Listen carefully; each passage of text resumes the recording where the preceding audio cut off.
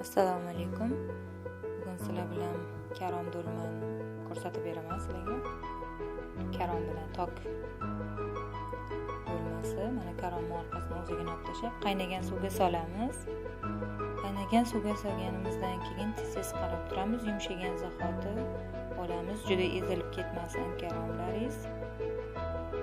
Yumshaganda sekin-sekin olasiz. Shunday qilib qarab turamiz.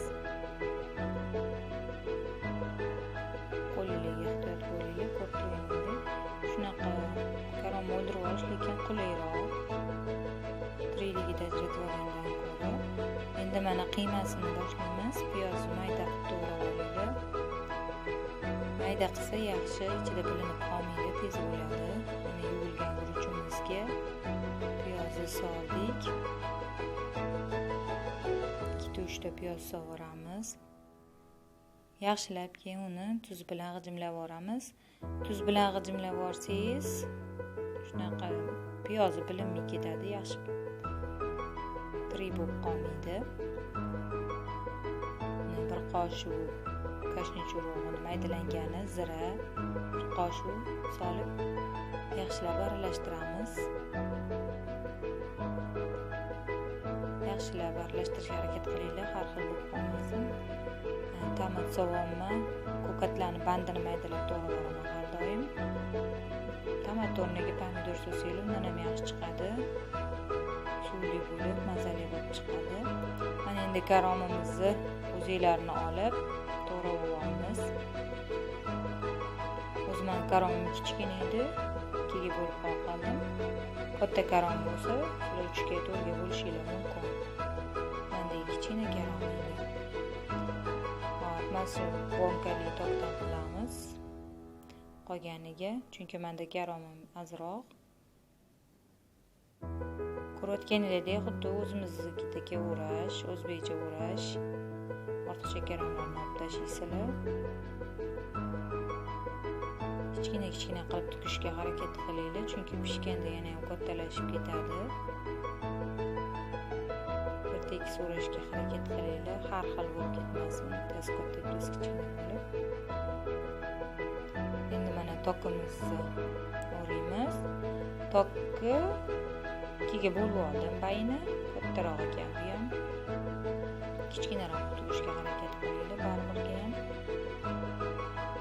Bu tokki bonkali tokdan ishlatayotganinglarda doim ichidan olgandan keyin chayib tashlaylar, chunki ichi juda sho'r bo'ladi.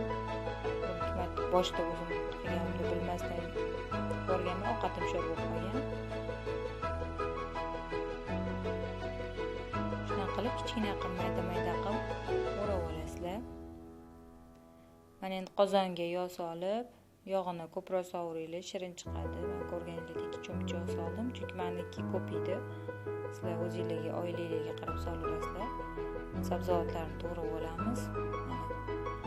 Lagan to'kib qo'ydim.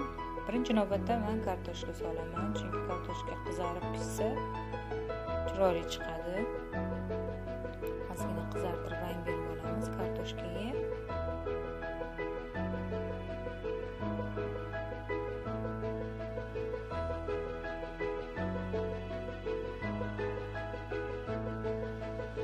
Endi piyoz soldik.